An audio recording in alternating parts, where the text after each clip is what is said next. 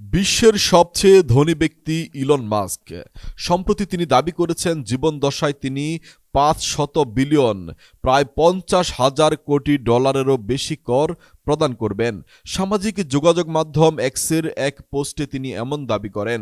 চলতি মাসের শুরুর দিকে মাস্কের মহাকাশ গবেষণা সংস্থা স্পেস এক্স ও কৃত্রিম বুদ্ধিমত্তা বিষয়ক প্রতিষ্ঠান এক্স এআই একীভূত হয়। এর ফলে তার প্রতিষ্ঠানের বাজার মূল্য দাঁড়িয়েছে ১.২৫ ট্রিলিয়ন ডলার। এরপর একদিনে ইলন মাস্কের নিট সম্পদ ৮৪ বিলিয়ন ডলার বৃদ্ধি পায়। এছাড়া নতুন কোম্পানিতে মাস্কের ৪৩% মালিকানা রয়েছে, যার আর্থিক মূল্য প্রায় ৫৪২ বিলিয়ন ডলার। নিজেকে ইতিহাসের সর্বোচ্চ করদাতা হিসেবে রসিকতা করে মাস্ক জানান তিনি ইতিমধ্যে ১০ বিলিয়ন ডলারেরও বেশি কর পরিশোধ করেছেন। এক্সে শেয়ার করা ভিডিওতে দেখা যায় এক প্রশ্নের জবাবে তিনি কৌতুক করে বলছেন, এককভাবে আমি ইতিহাসের সর্বোচ্চ করদাতা। আমি ১০ বিলিয়ন ডলারের বেশি ট্যাক্স দিয়েছি।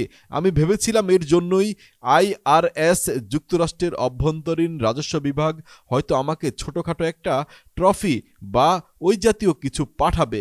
মাস্ক আরও বলেন, বাচ্চারা কারাতে প্রতিযোগিতায় জিতলে যেমন সস্তা ট্রফি পায় তেমন একটা হলেও হতো, কিন্তু আমি কিছুই পাইনি। ওই ভিডিওর নিচে মন্তব্যের ঘরে তিনি লেখেন, মৃত্যু পর্যন্ত সম্ভবত আমার মোট কর প্রদানের পরিমাণ ৫০০ বিলিয়ন ডলার ছাড়িয়ে যাবে। ফাইন্যান্সিয়াল টাইমসের প্রতিবেদন থেকে জানা যায় ইলন মাস্কের সম্পদ আরও বাড়ার সম্ভাবনা রয়েছে। টেসলা শেয়ারহোল্ডাররা তার জন্য একটি বিশেষ মার্চ শর্ট পে প্যাকেজ অনুমোদন করেছেন।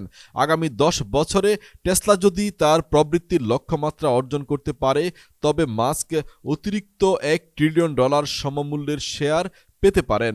এমনটি হলে তিনি হবেন বিশ্বের প্রথম ট্রিলিয়নিয়ার। বর্তমান টেসলার মাস্কের ১২% শেয়ার রয়েছে, যার মূল্য ১৭৮ বিলিয়ন ডলার। এছাড়া তার কাছে ১২৪ বিলিয়ন ডলার সমমূল্যের স্টক অপশন রয়েছে।